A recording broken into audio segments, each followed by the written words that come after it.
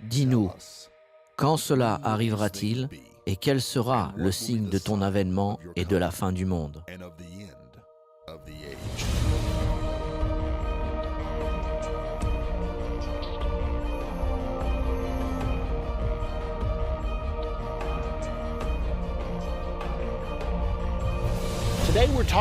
Aujourd'hui, nous allons parler de la seconde venue de Jésus-Christ sur cette terre. Dans la dernière partie de Comprendre à la fin des temps, nous avons parlé des 7 trompettes. La seconde venue de Jésus aura lieu au son de la 7e trompette, qui est bien sûr la dernière trompette. Mais aujourd'hui, nous allons étudier les détails de ce qui va se passer à la seconde venue de Jésus-Christ. La seconde venue de Jésus est prophétisée à plusieurs endroits dans l'Écriture. Le passage que je veux vous lire maintenant a été donné juste avant l'ascension de Jésus au ciel. Il se trouve dans Actes au chapitre 1. Ce qui s'est passé, c'est que Jésus avait été crucifié, il avait passé 3 jours et 3 nuits dans le tombeau, puis il est ressuscité. Et au cours des 40 jours suivants, il s'est montré vivant à plusieurs personnes. Il est apparu à diverses personnes à des moments différents. Il est également apparu devant une foule de 500 personnes. Il nous a donné des preuves infaillibles qu'il était bien ressuscité d'entre les morts. Après ces 40 jours, il a amené ses disciples au mont des Oliviers. Et une fois rassemblés, il leur donna les dernières instructions. Il leur dit « Retournez à Jérusalem et restez-y jusqu'à ce que vous receviez la puissance d'en haut. » Il leur parla ainsi car bon nombre d'entre eux habitaient en Galilée et auraient pu rentrer chez eux. La Galilée se trouvait à environ 60 km au nord de Jérusalem. Donc il leur dit « Retournez à Jérusalem et restez-y jusqu'à ce que vous receviez une puissance d'en haut. Vous serez baptisés du Saint-Esprit dans peu de jours. » Après leur avoir donné ces instructions, il leur a dit « La raison pour laquelle vous aurez tant besoin du Saint-Esprit, c'est qu'il vous donnera la puissance nécessaire pour accomplir ma commission. » Il leur a dit « Après que le Saint-Esprit soit descendu sur vous, vous serez mes témoins à Jérusalem, en Judée, en Samarie et jusqu'aux extrémités de la terre. » Après leur avoir donné ces dernières instructions, la Bible nous dit qu'il leva ses mains pour les bénir. Puis après cette bénédiction, soudainement ses pieds s'élevèrent du sol. Pouvez-vous imaginer la surprise que cela a créée alors qu'ils étaient en train de parler ensemble? Et voilà que ses pieds quittent le sol et ils commencent à s'élever. Ils essayent de comprendre ce qui se passait. Tous les yeux étaient fixés sur Jésus alors qu'il s'élevait. Et lorsqu'il atteignit le niveau des nuages, la Bible nous dit qu'une nuée le déroba à leurs yeux. Ils regardaient, espérant le voir de nouveau. Ils se demandèrent peut-être reviendra-t-il, alors qu'ils étaient là à fixer le ciel. La Bible dit que 2 hommes vêtus de blanc leur apparurent. C'est dans Actes 1, au verset 9 à 11. Et ces 2 messagers de Dieu ont dit « Hommes galiléens, pourquoi vous arrêtez-vous à regarder au ciel ? Ce Jésus, voici la promesse, écoutez-la bien, ce Jésus qui a été enlevé au ciel du milieu de vous reviendra de la même manière que vous l'avez vu allant au ciel. » C'est la promesse que Jésus reviendra sur terre. Maintenant, ses disciples n'avaient aucune idée que la promesse durerait 2000 ans. Et cette promesse n'est pas encore réalisée. Et cela fait bientôt 2000 ans. Mais ça ne veut pas dire que cela n'arrivera pas. C'est une promesse ferme et c'est la promesse de la deuxième venue de Jésus-Christ. Une chose que nous devons comprendre alors que nous étudions sa deuxième venue, et que cela va affecter chacun d'entre nous, chaque être humain sur terre. Cette deuxième venue ne sera pas comme la première. Jésus pensait qu'il était important que nous soyons sûrs de comprendre cela, car il savait que juste avant sa deuxième venue, il y aurait des gens qui prétendraient être le Messie, disant même qu'il s'agit là de la seconde venue de Jésus. Nous en sommes déjà témoins. De temps en temps, vous entendez aux informations « Voici un Messie », comme Lord Maitreya à Londres, ou d'un Messie apparaissant quelque part dans le Moyen-Orient. Il y a toutes sortes de rapports, et Jésus savait que cela arriverait. Ainsi, dans Matthieu 24, qui est le chapitre de la Bible le plus connu sur les prophéties, Jésus nous donne des instructions concernant sa deuxième venue. Il ne s'agira pas d'un bébé dans une étable, couché dans une crèche. Il ne s'agira pas de Jésus passant inaperçu par la porte arrière et apparaissant mystérieusement quelque part. Ce ne sera pas comme ça. Voici ce que Jésus a dit dans Matthieu 24, 23. « Si quelqu'un vous dit alors le Christ est ici ou il est là, ne le croyez pas. Car il s'élèvera de faux Christ et de faux prophètes. Ils feront de grands prodiges et des miracles, au point de séduire s'il était possible, et je suis content que cette phrase soit là, de séduire s'il était possible même les élus.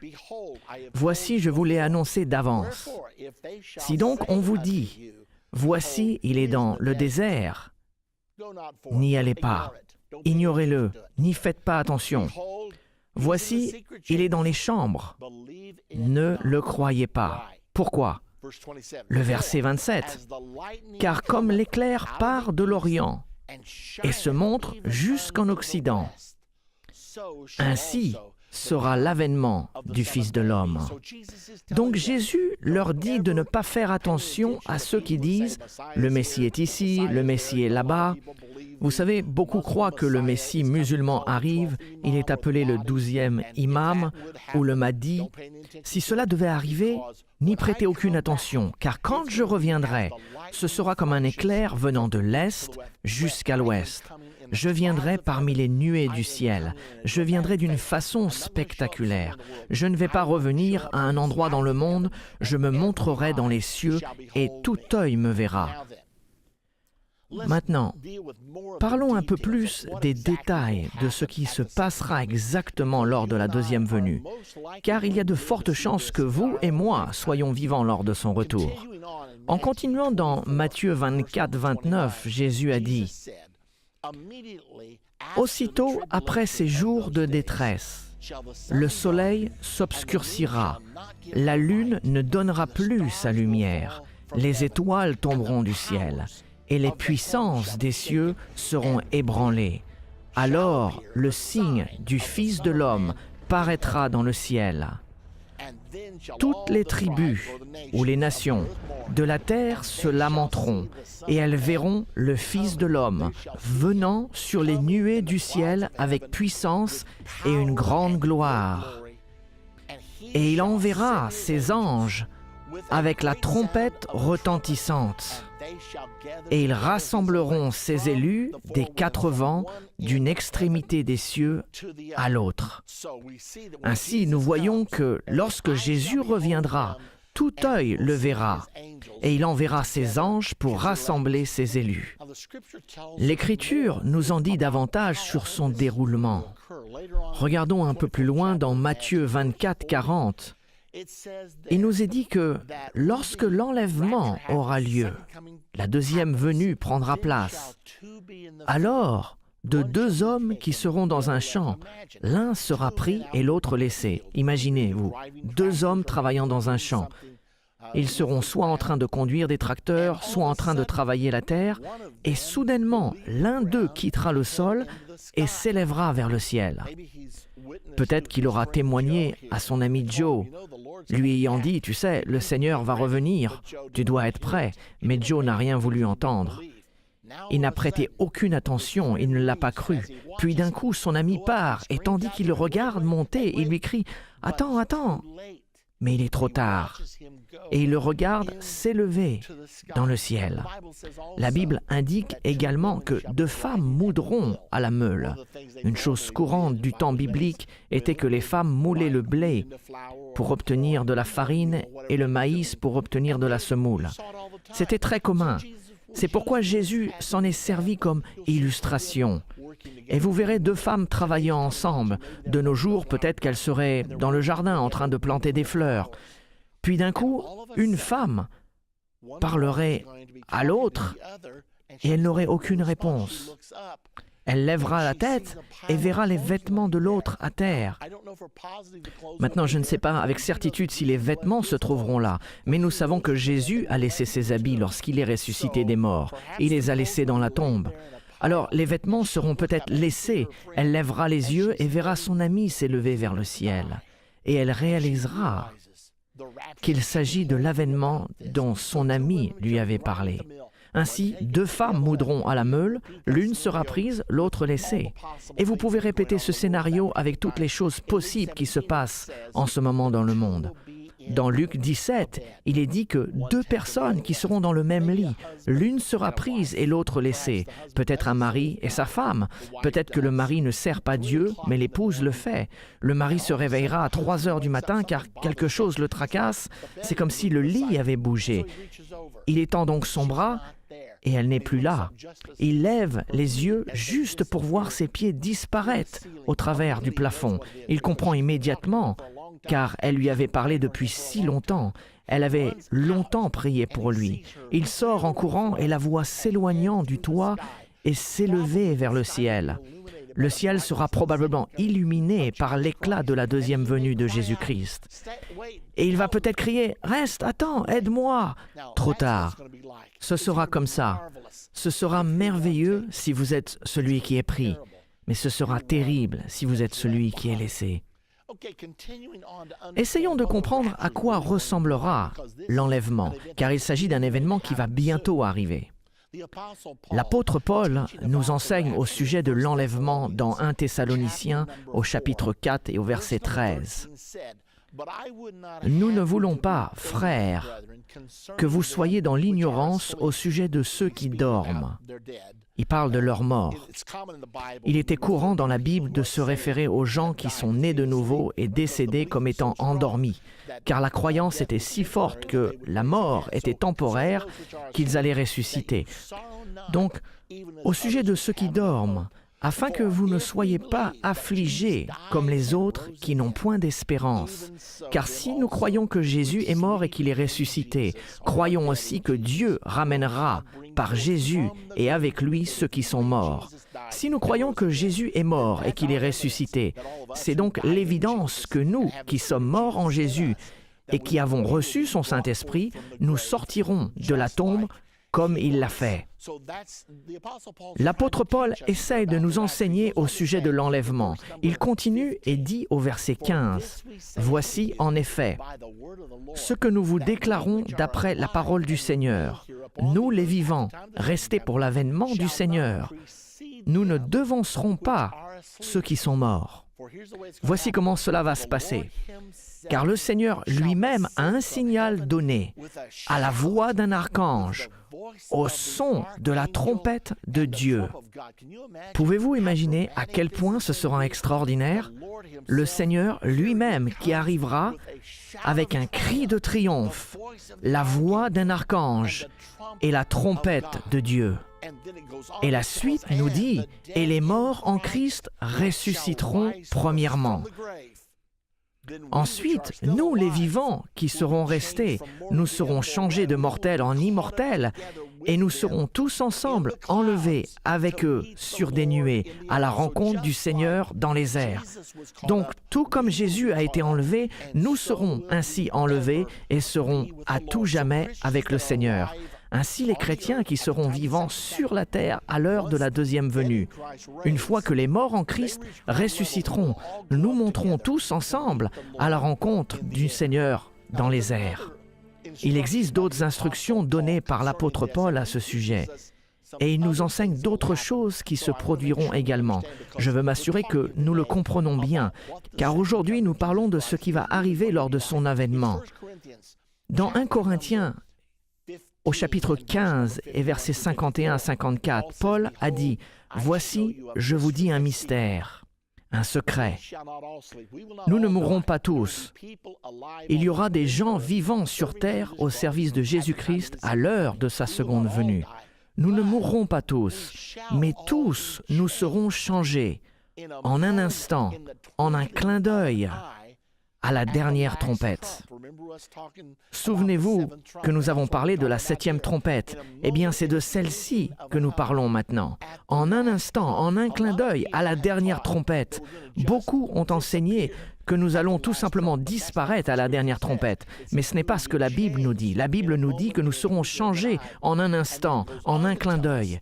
Et elle continue en disant « Et la trompette sonnera, et les morts ressusciteront incorruptibles. » Cela veut dire qu'ils auront alors un corps immortel. Et nous, qui sommes vivants, nous serons changés. Puis Paul continue en disant « Car il faut que ce corps corruptible revête l'incorruptibilité, et que ce corps mortel revête l'immortalité. » Être mortel signifie être capable de mourir. Le terme latin morto signifie mourir. Ainsi, ce corps mortel qui peut mourir se revêtira de l'immortalité, un nouveau corps qui ne peut pas périr. Et alors s'accomplira la parole qui est écrite, « La mort a été engloutie dans la victoire. » Assurons-nous donc de comprendre comment tout cela va se passer. La dernière trompette sonnera et nos corps, si nous sommes toujours vivants, seront changés en un instant de mortels en immortels. Ensuite, nous serons enlevés. Nos pieds quitteront le sol de la même façon que les pieds de Jésus ont quitté le sol. Les morts en Christ seront ressuscités et nous serons enlevés ensemble pour rencontrer le Seigneur dans les airs. Et la Bible nous dit « La mort est engloutie dans la victoire ». Puis elle continue « Ô mort, où est ton aiguillon? Ô mort, où est ta victoire ?» Maintenant, dans le livre de l'Apocalypse, il y a plusieurs récits sur la seconde venue de Jésus-Christ. Le livre de l'Apocalypse n'est pas vraiment un livre de révélation, mais il s'agit plutôt de la révélation de Jésus-Christ. Le premier verset du chapitre 1 de l'Apocalypse nous dit « Révélation de Jésus-Christ, que Dieu lui a donné pour montrer à ses serviteurs les choses qui doivent arriver bientôt. » Le mot traduit par révélation est « apocalypsie » et il signifie « révéler ». Donc il s'agit bien de la révélation de Jésus-Christ au monde. Le livre entier de l'Apocalypse, 22 chapitres, est consacré à la dramatisation et au récit de la façon dont la deuxième venue se produira, car il s'agit du summum de toute l'histoire humaine. C'est le moment où Jésus-Christ viendra sur la terre pour détruire les trônes humains et établir le royaume de Dieu promis depuis si longtemps. Donc, le livre de l'Apocalypse décrit à plusieurs reprises son avènement sous différents angles. Nous allons maintenant examiner ces récits car il est intéressant de découvrir ce que Dieu a voulu que nous sachions.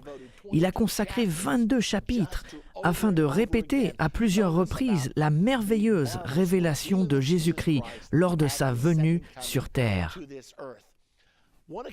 Un des récits que nous voulons examiner se trouve dans le chapitre 6 de l'Apocalypse. Il s'agit du 6e sceau de la deuxième venue. Le verset 12 nous dit « Je regardais quand il ouvrit le 6e sceau. Il y eut un grand tremblement de terre. Le soleil devint noir comme un sac de crin. La lune entière devint comme du sang. Et les étoiles du ciel tombèrent sur la terre, comme les figues vertes d'un figuier secoué par un vent violent. » Maintenant, il y a 7 sceaux. Nous regardons le 6e sceau en ce moment, car il nous est dit ce qui va se passer quand il viendra. Un grand tremblement de terre, le soleil devient noir. Souvenez-vous de cela, car nous allons le relire dans un autre récit. La lune devient comme du sang, les étoiles du ciel tombent. Il continue en disant dans ce passage, « Le ciel se retira comme un livre qu'on roule, et toutes les montagnes et les îles furent remuées de leur place. » Nous parlons de cet événement dramatique et incroyable qui est la seconde venue de Jésus-Christ.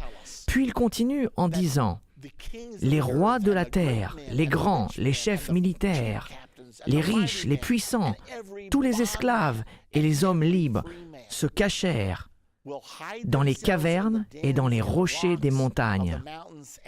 Et il disait aux montagnes et aux rochers, « Tombez sur nous et cachez-nous devant la face de celui qui est assis sur le trône et devant la colère de l'agneau. » Maintenant, ce sera un moment merveilleux quand son peuple sera enlevé pour le rencontrer dans les airs. Cependant, ce sera aussi un moment pour ceux qui ont vécu dans la rébellion et qui n'ont pas donné leur vie à Jésus-Christ et n'ont pas cru en l'Évangile. La Bible nous dit que ce sera pour ceux qui ont désobéi le moment de la colère de l'agneau. Jésus-Christ étant l'agneau. Souvent nous accentuons la miséricorde et l'amour de Jésus-Christ et nous oublions de prêcher cette partie de la Bible, que ceux qui le rejettent finiront par subir la colère de Dieu et nous ne voulons qu'aucune personne ne la subisse. Le verset 17 continue, « Car le grand jour de sa colère est venu, et qui peut subsister ?» Imaginez-vous les gens courant vers les rochers et les montagnes s'écriant « Tombez sur nous et cachez-nous de la face de celui qui est assis sur le trône, car le jour de sa grande colère est venu. » Il y a un autre récit dans Apocalypse 11 au verset 15, et cela se passe à la 7e trompette. Il y a 7 sceaux, il y a 7 trompettes. Ceci est le récit de la 7e trompette concernant la 2e venue. Le verset 15, « Le 7e ange sonna de la trompette, et il y eut dans le ciel de fortes voix qui disaient, « Le royaume du monde est remis à notre Seigneur et à son Christ, et il régnera au siècle des siècles. » Donc il s'agit là d'une chose merveilleuse. C'est la transition du gouvernement humain, les royaumes de ce monde, au royaume de Dieu, le royaume promis de Dieu. Les royaumes de ce monde deviendront les royaumes de notre Seigneur et de son Christ. Et il régnera à partir de ce moment-là pour toujours et à jamais. Et il continue dans le verset 16, « Et les 24 vieillards qui étaient assis devant Dieu sur leur trône tombèrent sur leur face, et ils adorèrent Dieu en disant, « Nous te rendons grâce, Seigneur Dieu Tout-Puissant, qui est et qui était, car tu as saisi ta grande puissance et as pris possession de ton règne. » Cela sera un événement incroyable. La transition du royaume humain qui a gouverné le monde depuis le commencement de l'humanité vers le royaume promis de Dieu. Cet événement est également raconté dans Daniel 7 au verset 9. Daniel nous dit « Je regardais pendant que l'on plaçait des trônes, et l'Ancien des jours s'assit. Il a vu ainsi des trônes des gouvernements humains détruits, et l'Ancien des jours assis. » Ce sera en fait la réalisation de la prière que beaucoup d'entre nous avons priée, que ton règne vienne, que ta volonté soit faite sur terre. Vous êtes en train de lire les prophéties de cet événement qui aura lieu dans un futur proche, où cette prière sera exaucée. Puis dans le verset 18 du chapitre 11 d'Apocalypse, il est dit « Les nations se sont irritées, ta colère est venue, et le temps est venu de juger les morts, de récompenser tes serviteurs les prophètes, les saints et ceux qui craignent ton nom, les petits et les grands, et d'exterminer ceux qui détruisent la terre. » Donc, que va-t-il se passer? Les nations seront en colère et cela les poussera à envahir Israël à Armageddon. Ceci aura lieu à la bataille d'Armageddon. Les nations seront en colère et elles essayeront d'envahir Israël pour la détruire. Et Dieu se fâchera à cause de leur rébellion. Mais ce ne sera pas qu'une période de colère, car remarquez qu'il est aussi dit que c'est le temps de récompenser les prophètes et les saints, de récompenser ses serviteurs, les prophètes. Puis le verset 19 nous dit « Et le temple de Dieu dans le ciel fut ouvert. » Nous verrons cela à plusieurs reprises. Et l'arche de son alliance apparut dans son temple, et il y eut des éclairs, des voix, des coups de tonnerre, un tremblement de terre et une forte grêle. Souvenez-vous que nous avons parlé de cela dans le 6e sceau. Des mêmes choses, des éclairs, des voix, des coups de tonnerre, un tremblement de terre, une forte grêle. Nous étudions la seconde venue de Jésus-Christ. Dans notre prochaine partie, nous continuerons l'étude des différents récits du livre de l'Apocalypse sur la seconde venue de Jésus.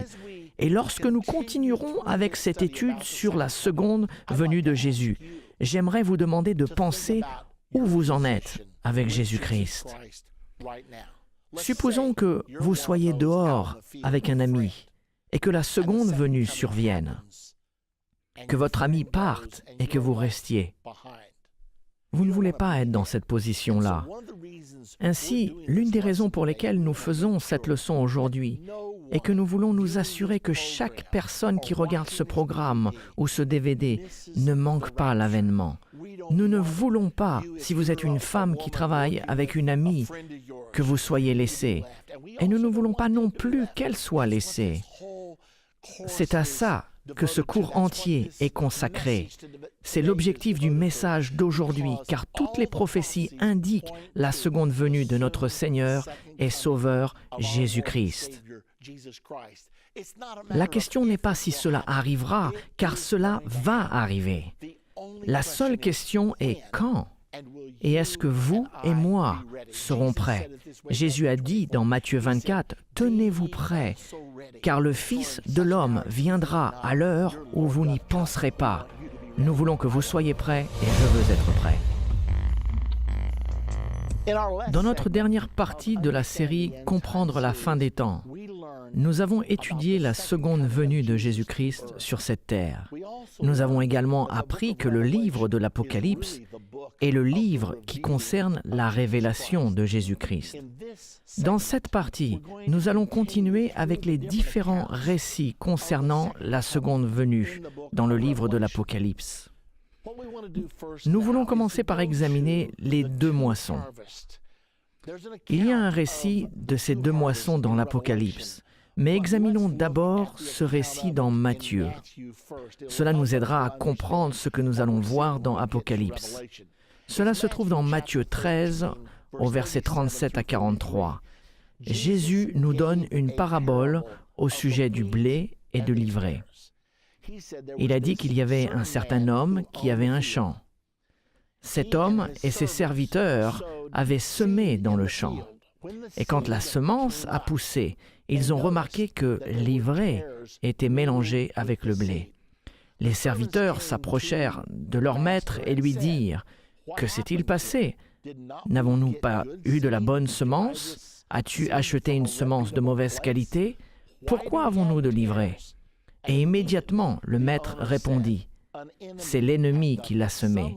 Un de mes ennemis est venu pour détruire ma moisson et a semé de l'ivraie parmi le blé. » Et dans le verset 37, Jésus commence à expliquer la parabole. Quand ils ont demandé à Jésus ce que tout ceci signifiait, il répondit et leur dit, « Celui qui sème la bonne semence est le Fils de l'homme. » Le verset 38, « Le champ, c'est le monde. La bonne semence, ce sont les fils du royaume. L'ivraie, ce sont les fils du malin. » L'ennemi qui l'a semé, c'est le diable. La moisson, c'est la fin du monde. Et les moissonneurs, ce sont les anges. Maintenant, souvenons-nous de ceci. Le semeur qui sème la semence, qui est la parole de Dieu, est Jésus, le Fils de l'homme. Le champ, c'est le monde, c'est là où il sème sa parole. La bonne semence, qui pousse comme le blé, ce sont ceux qui seront sauvés. L'ivraie représente ceux qui rejettent l'Évangile et qui seront perdus. Ce sont les enfants du diable. L'ennemi qui sème l'ivraie est le diable. Et la moisson, c'est la fin de cette ère lors de la seconde venue de Jésus-Christ. Et les moissonneurs, selon Jésus, sont les anges. Maintenant, regardons ce qui va arriver au blé et à l'ivraie. Le verset 40. « Or, comme on arrachait l'ivraie et qu'on la jette au feu, il en sera de même à la fin du monde. » Ils avaient demandé au maître, « Devons-nous sortir pour arracher l'ivraie du blé ?» Mais il a répondu, « Non, non, vous déracinerez le blé en même temps. Attendez jusqu'à la moisson. Nous amasserons le blé et le mettrons dans les greniers et nous lierons l'ivraie et la brûlerons. » Donc Jésus a dit, « De même que l'ivraie sera liée, les méchants seront jugés à la fin du monde. Le Fils de l'homme enverra ses anges qui arracheront hors de son royaume tous les scandales et ceux qui commettent l'iniquité. Et ils les jetteront dans une fournaise ardente. Et il y aura des pleurs et des grincements de dents. Voici ce qui arrivera à ceux qui rejettent l'Évangile. » Cependant, dans le verset 43, il nous est dit « Alors les justes resplendiront comme le soleil dans le royaume de leur Père. » Donc lorsque Jésus reviendra, nous qui avons cru en l'Évangile et qui avons été justifiés, nous allons resplendir et nous participerons au royaume de notre Père. Et ensuite, Jésus dit à ses disciples que celui qui a des oreilles pour entendre, entende. Maintenant, l'autre récit des deux moissons est très intéressant et il se trouve dans Apocalypse 14, au verset 14 à 20. Et il nous est dit, « Je regardais, et voici, il y avait une nuée blanche, et sur la nuée était assis quelqu'un qui ressemblait à un fils d'homme. Et nous savons que le Fils de l'homme, c'est Jésus. Ayant sur sa tête une couronne d'or, et dans sa main une faucille tranchante. Et un autre ange sortit du temple, criant d'une voix forte à celui qui était assis sur la nuée. « Lance ta faucille et moissonne, car l'heure de moissonner est venue, car la moisson de la terre est mûre. » Celui qui était assis sur la nuée jeta sa faucille sur la terre, et la terre fut moissonnée. Maintenant, la moisson de la terre, c'est le blé. Nous parlons de deux moissons ici. Vous allez voir la deuxième dans un court instant. Donc la moisson de la terre, c'est le blé. Il s'agit de l'enlèvement, le moment où les saints monteront pour rencontrer le Seigneur dans les airs. Examinons maintenant l'autre moisson, au verset 17. Un autre ange sortit du temple, qui est dans le ciel, ayant lui aussi une faucille tranchante. Et un autre ange sortit de l'autel, qui avait autorité sur le feu, et s'adressa d'une voix forte à celui qui avait la faucille tranchante, disant « Lance ta faucille tranchante, et vendange les grappes de la vigne de la terre, car les raisins de la terre sont mûrs. » Voilà l'autre moisson dont nous avons parlé. Et la vigne de la terre fait référence à l'ivraie, qui se trouve dans la prophétie des deux moissons du chapitre 13 de Matthieu. Il continue au verset 19. « Et l'ange jeta sa faucille sur la terre, et il vendangea la vigne de la terre et jeta la vendange. Il n'a pas fait ça au ciel, mais dans la grande cuve de la colère de Dieu. » Rappelez-vous de cette phrase, « la cuve de la colère de Dieu ». La cuve fut foulée hors de la ville, en parlant de la ville de Jérusalem, et du sang sortit de la cuve jusqu'aux morts des chevaux sur une étendue de 1600 stades. Donc l'enlèvement aura bien lieu, et en même temps, les habitants de la terre, les armées de la terre seront jetés dans la cuve, parlant de la bataille d'Armageddon. C'est à ce moment où la colère de Dieu, la Bible l'appelle la cuve de la colère de Dieu. Elle sera foulée hors de la ville. Juste en dehors de la ville de Jérusalem se situe une vallée, appelée la vallée de Cédron. Elle est aussi connue comme la vallée du carnage, et c'est là où la bataille d'Armageddon culminera. Elle commencera dans la plaine de Magiddo, qui se situe au nord d'Israël, puis l'armée israélienne reculera contre les armées du gouvernement mondial, descendant la vallée du Jourdain avant leur dernière confrontation dans la ville de Jérusalem. Cela fait environ 250 kilomètres. Remarquez dans ce passage, il est dit « le sang coulera sur une étendue de 1600 stades ». 1600 stades font environ 250 kilomètres. Si vous partez de Magiddo, dans le nord, puis passez par la vallée du Jourdain jusqu'à Jérusalem, cela fait une distance d'environ 250 kilomètres. Il s'agit de la prophétie de la bataille d'Armageddon, le moment où Jésus-Christ reviendra sur terre à la bataille d'Armageddon. Maintenant, continuons à examiner ce sujet, car il est dit au verset 6, « Et j'entendis comme une voix d'une foule nombreuse. » Nous sommes donc passés à Apocalypse 19. Nous avons vu les deux moissons. Nous avons vu la moisson du blé et de l'ivraie dans le chapitre 13 de Matthieu, et dans le chapitre 14 d'Apocalypse, nous avons vu un autre récit des deux moissons. Maintenant, nous allons au récit le plus remarquable que nous ayons sur la seconde venue de Jésus-Christ dans Apocalypse 19, au verset 6 à 20, le verset 6.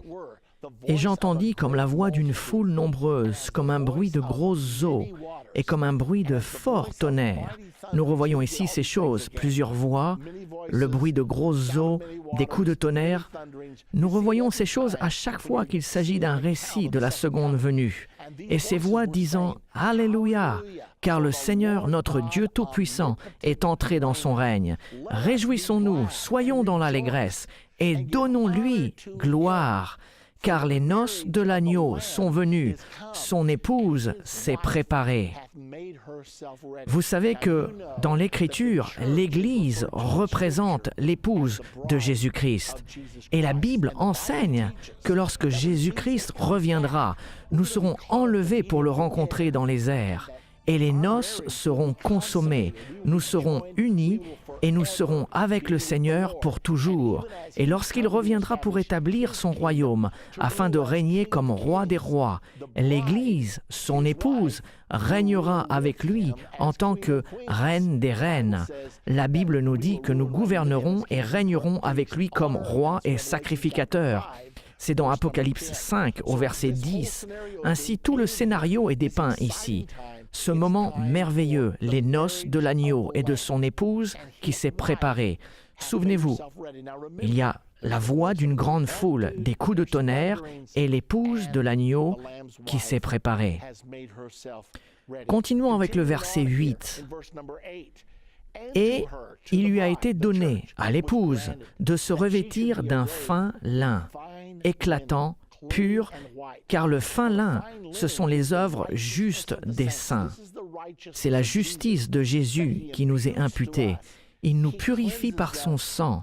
Il nous pardonne de toutes nos transgressions afin d'être prêts à devenir son épouse. Et l'ange me dit, « Écris, heureux ceux qui sont appelés au festin des noces de l'agneau. »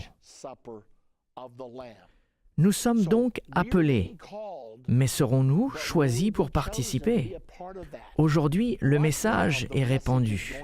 Jésus-Christ, ce n'est pas sa volonté que quiconque périsse, mais que tous se repentent. Mais la question est, est-ce que je répondrai à cet appel et ferai le nécessaire pour faire partie de l'épouse de Jésus-Christ? Maintenant, le verset 11 continue. Et c'est Jean qui l'écrit, et il dit « Je vis le ciel ouvert ». Nous avons déjà entendu cela auparavant, n'est-ce pas, dans d'autres récits de la seconde venue. « Et je vis le ciel ouvert, et voici parut un cheval blanc. Celui qui le montait s'appelait Fidèle et Véritable. » Mesdames et messieurs, pouvez-vous imaginer à quel point ce sera spectaculaire? Les cieux vont s'ouvrir, et il sera là, resplendissant, assis sur un cheval blanc. Et il s'appelle Fidèle et Véritable, parlant de Jésus-Christ. Et il juge et combat avec justice. Il viendra pour juger l'iniquité et pour faire la guerre contre ceux qui ont vécu dans la rébellion et qui ont rejeté sa souveraineté en tant que créateur de toutes choses. Ses yeux étaient comme une flamme de feu. Sur sa tête étaient plusieurs diadèmes. Il avait un nom écrit que personne ne connaît si ce n'est lui-même. Alors qu'est-ce que cela veut dire? Que Jésus est fidèle et véritable, qu'il viendra pour juger et combattre les impies à Armageddon. Voici la raison de la bataille d'Armageddon. Je vais vous jeter dans la cuve de la colère de Dieu. Et en même temps, il y a plusieurs diadèmes sur sa tête. Un autre passage nous dit que nous jetterons nos couronnes à ses pieds. Peut-être que cela veut dire que toutes ces couronnes étaient les nôtres, mais que nous ne pensions pas en être dignes et qu'il est celui qui mérite tout. Il y a plusieurs diadèmes sur sa tête.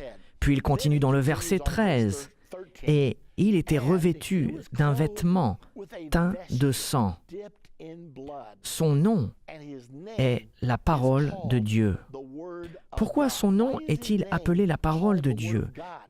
Car si nous retournons dans Jean 1, au verset 1, il est dit « Au commencement était la parole, et la parole était avec Dieu, et la parole était Dieu. » Puis il continue au verset 14, Et la parole a été faite chair, et elle a habité parmi nous, pleine de grâce et de vérité.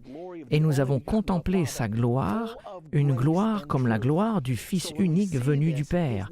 Ainsi nous voyons que son nom était la parole de Dieu, c'est Dieu manifesté en chair. La parole a été faite chair et a habité parmi nous.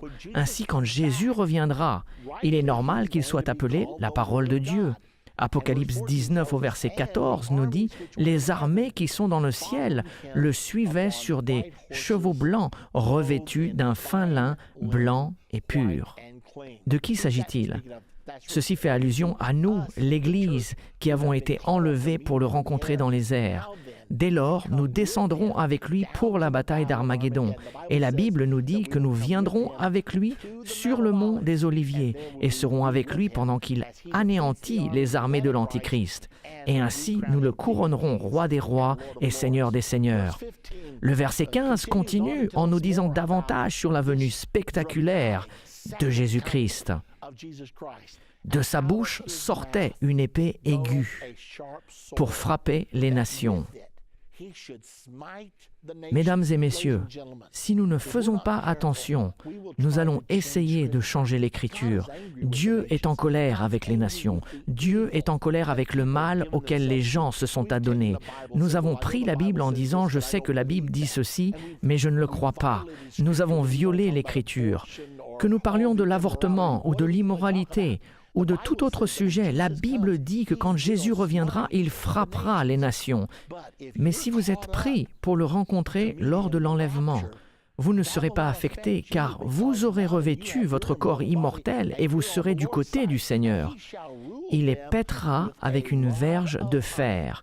Lors du royaume de Dieu, il ne tolérera aucune contestation, car les voies de l'homme ont causé la guerre, les afflictions, les maladies, tous les maux de l'humanité. C'est arrivé ainsi car l'humanité n'a fait qu'à sa façon, et maintenant Jésus va enseigner au monde comment vivre en paix. La Bible dit « Il foulera la cuve du vin de l'ardente colère du Dieu Tout-Puissant ». Remarquez qu'il fait encore référence à la cuve. Nous lisons cela dans Apocalypse 19. Cette même cuve est aussi mentionnée dans la deuxième moisson, dans le chapitre 14. Il s'agit du même événement. Le même événement dans le chapitre 6, chapitre 11, chapitre 14, et nous voici dans le chapitre 19. Et il, Jésus-Christ, avait sur son vêtement et sur sa cuisse un nom écrit « Roi des rois, Seigneur des seigneurs », car c'est ce qu'il est. Il gouvernera les nations avec une verge de fer. Il continue au verset 17, en nous indiquant davantage sur ce qui va se passer lors de sa venue. « Et je vis un ange qui se tenait dans le soleil. » Tout ceci semble spectaculaire, car c'est un événement spectaculaire. C'est l'événement le plus spectaculaire depuis le commencement du monde. Il cria d'une voix forte, disant à tous les oiseaux qui volaient au milieu du ciel, « Venez, rassemblez-vous pour le grand festin de Dieu. » Il parle ainsi aux oiseaux ici, afin de manger la chair des rois, la chair des chefs militaires, la chair des puissants, la chair des chevaux et de ceux qui les montent, la chair de tous, libres et esclaves, petits et grands. Maintenant, regardons cela avec les yeux de Dieu. Ceci nous donne un aperçu de ce que Dieu pense concernant ce qui se passe dans notre monde aujourd'hui.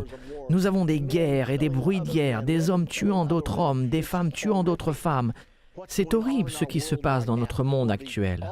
La parodie ultime sera au moment où les nations du monde, sous la bannière de l'ONU, s'opposeront à Israël, tentant de la forcer à se soumettre au système du gouvernement mondial. Ceci va mettre Dieu tellement en colère qu'il dira « Vous, tous les oiseaux des champs et du ciel, venez, rassemblez-vous, car je vais vous servir un grand festin. » C'est un peu sanglant de penser ainsi, mais c'est ce qui va se passer. Dieu est si en colère avec les nations qu'il dira « Vous allez manger la chair des rois, des chefs militaires, des puissants, de tous les hommes libres et esclaves, petits et grands. » Puis au verset 19, Jean nous dit « Et je vis la bête. » De quoi s'agit-il? La bête, dans le livre de l'Apocalypse, correspond à l'Antichrist, le dirigeant mondial. Il sera l'homme politique le plus important de son époque. Il dirigera le gouvernement mondial qui est en train de se former au travers du processus de la mondialisation. Et je vis la bête, les rois de la terre, ceux qui supporteront la bête, et leur armée rassemblée pour faire la guerre à celui qui était assis sur le cheval, à Jésus-Christ, et à son armée, son Église immortelle. Le verset 20. Et la bête fut prise, et avec elle le faux prophète, son partenaire religieux, qui avait fait devant elle les prodiges par lesquels il avait séduit ceux qui avaient pris la marque de la bête et adoré son image. Ils furent tous les deux, l'Antichrist et le faux prophète, jetés vivants dans l'étang ardent de feu et de soufre. Ainsi, lorsque Jésus reviendra sur terre, il va saisir ces deux principaux dirigeants du système du gouvernement mondial, l'Antichrist et le faux prophète, qui seront au pouvoir à ce moment, et il va les jeter dans l'étang de feu. Maintenant, il ne s'arrête pas là. Nous passons du chapitre 19 au chapitre 20. Cependant, il n'y avait aucun chapitre ou verset dans les manuscrits d'origine. Et remarquez la continuité. Dans le verset 1 du chapitre 20, Jean nous dit « Puis je vis descendre du ciel un ange qui avait la clé de l'abîme et une grande chaîne dans sa main. Et il saisit le dragon, le serpent ancien, qui est le diable et Satan, et il le lia pour 1000 ans. Ainsi, non seulement l'Antichrist et le faux prophète seront jetés dans l'étang de feu, mais Satan lui-même sera lié pendant 1000 ans. Il le jeta dans l'abîme, ferma et scella l'entrée au-dessus de lui, afin qu'il ne séduise plus les nations. La raison de nos nombreux problèmes dans notre monde aujourd'hui est que ses habitants sont séduits. Les nations sont séduites. C'est ahurissant ce que les gens croient aujourd'hui et qui est complètement erroné, mais le monde entier y croit. Et si vous ne le croyez pas, ils considèrent que c'est vous qui vous êtes trompés. Le fait est que les nations du monde vivent actuellement dans la déception, mais lorsque Satan sera lié, il ne pourra plus les séduire, jusqu'à ce que les 1000 ans soient accomplis. Après cela, il faut qu'il soit délié pour un peu de temps. Ainsi, il sera lié pendant 1000 ans, de sorte qu'il ne puisse séduire les nations. Puis au verset 4 du chapitre 20, il est dit « Et je vis des trônes, et à ceux qui s'y assirent fut donné le pouvoir de juger, et je vis les âmes de ceux qui avaient été décapités à cause du témoignage de Jésus et à cause de la parole de Dieu, et de ceux qui n'avaient pas adoré la bête ni son image, ni le gouvernement mondial, et n'avaient pas reçu sa marque sur leur front. Ils n'ont pas accepté la marque de la bête. Ils revinrent à la vie et ils régnèrent avec Christ pendant 1000 ans. Ceci fait référence tout particulièrement à ceux qui ont été tués pour avoir résisté à la marque de la bête, qui sera utilisée dans un avenir proche pour tenter d'imposer la conformité au système du gouvernement mondial. Et il dit « Je vis cela, et après sa venue, ils revinrent à la vie, car ils sont ressuscités au son de la dernière trompette. Et ils vécurent et régnèrent avec Christ pendant 1000 ans. » Il continue au verset 5, « Les autres morts, parlant de ceux qui sont morts sans Christ, ceux qui ne sont pas encore ressuscités, ne revinrent point à la vie jusqu'à ce que les 1000 ans soient accomplis. » Cette résurrection des justes, c'est la première résurrection. Heureux et saints ceux qui ont part à la première résurrection. La seconde mort n'a point de pouvoir sur eux, signifiant que lorsque vous vous revêtrez votre corps immortel, vous n'aurez plus à vous soucier de la mort. La seconde mort n'a point de pouvoir sur eux, mais ils seront sacrificateurs de Dieu et de Christ, et ils régneront avec lui pendant 1000 ans. Ainsi, ceux qui sont morts sans Christ demeureront morts pendant les 1000 ans jusqu'au jugement du trône blanc. Celle-ci est donc la première résurrection, et la Bible nous dit « Heureux et saint celui qui a part à la première résurrection, car la seconde mort n'a pas de pouvoir sur eux. » Maintenant, il est si important pour nous tous de faire partie de cette première résurrection. Dans notre prochaine partie de Comprendre la fin des temps, Ce sera la dernière leçon de notre série Comprendre la fin des temps. Cette dernière leçon sera la plus importante de toute la série. Jésus a dit que si un homme ne naît de nouveau, il ne pourra entrer dans le royaume de Dieu. Nous avons étudié le royaume de Dieu, l'établissement du royaume de Dieu, la déclaration de Jésus en tant que roi des rois et seigneur des seigneurs. Mais dans ces 2 prochaines leçons, nous allons parler de ce qu'il faut faire pour être sûr de faire partie du royaume de Dieu. Comme je l'ai déjà mentionné, Jésus a dit dans Jean 3, « Si un homme ne naît de nouveau, il ne peut voir le royaume de Dieu. » Mais il y a tant de gens qui emploient le terme « né de nouveau » sans vraiment comprendre ce que cela veut dire. Ainsi, dans notre prochaine leçon, nous allons expliquer la signification d'être né de nouveau et nous allons apprendre également comment sera le règne de 1000 ans de Jésus-Christ sur terre. Pas une seule guerre pendant 1000 ans. Le loup et l'agneau s'allongeront côte à côte. Les enfants joueront au-dessus du trou de la vipère et elle ne leur fera point de mal. Il y aura la paix sur la terre, de la bienveillance envers les hommes. Ce sera un temps merveilleux. Et nous allons apprendre les principes qui seront promulgués pour nous permettre de vivre dans la paix pendant 1000 ans. Par conséquent, ne manquez pas ces 2 dernières leçons, car elles sont importantes. Nous apprendrons ce qu'est vraiment le royaume de Dieu.